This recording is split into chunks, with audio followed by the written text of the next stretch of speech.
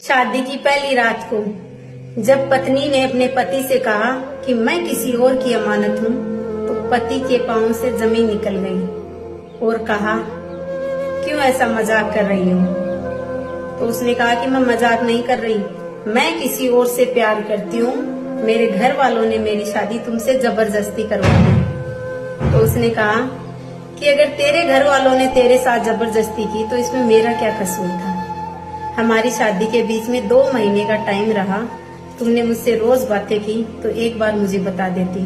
तो उसने कहा कि फोन पर बातें मैं नहीं, मेरी छोटी बहन करती थी। तो उसने कहा कि जब मैं तुझे देखने के लिए आया था तो तेरे घर वालों ने हम दोनों को 1 घंटे का टाइम भी दिया था।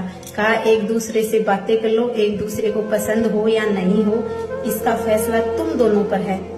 तो फिर तुम ऊपर ही वो फैसला था, तुम्हारे घर वालों ने छोड़ा था, तो तुमने उसी वक्त मना कर दिया होता तो आज मेरी इज्जत यूं ना बदनाम होती। और मुझ में क्या कमी है? मुझे लड़कियों की कमी है क्या? मैं अच्छे खासे पैसे कमाता हूँ, मेरी अच्छी खासी जॉब है।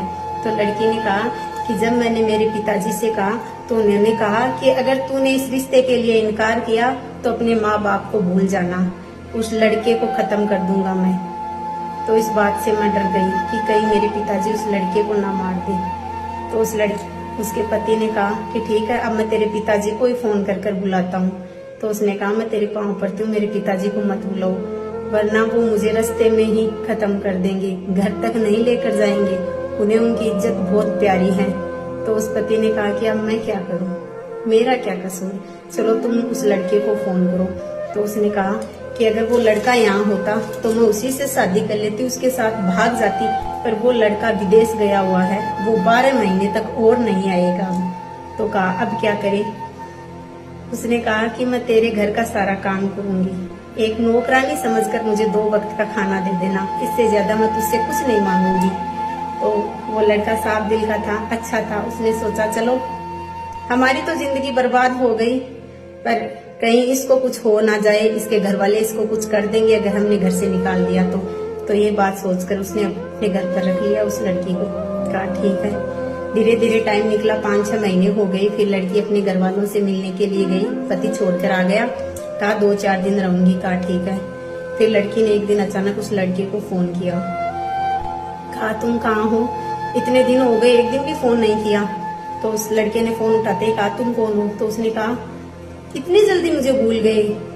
तो उस लड़के ने कहा कि मैं किसी की झूठन नहीं खाता, तुम्हें किसी और ने छुआ है, तू किसी और की पत्नी है।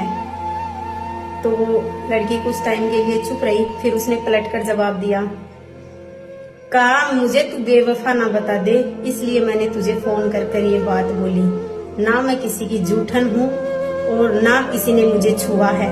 मेरे पति ने आज तक मुझे अंगुली तक नहीं लगाई, मैंने उसे एक पति का हक भी नहीं दिया। वो इंसान इतना अच्छा है कि उसको मैंने सब कुछ बताने के बाद भी वो मुझे अपने घर में रख रहा था। पर मैं उसी दिन उसकी हो गई थी जिस दिन उसने मेरे साथ 7 फेरे लिए थे, जिस दिन उसने मेरे गले में मंगलसूत्र पहनाया था। बस मैंने तो सिर्फ तुझे फोन किया है तेरे मन की बात जानने के लिए।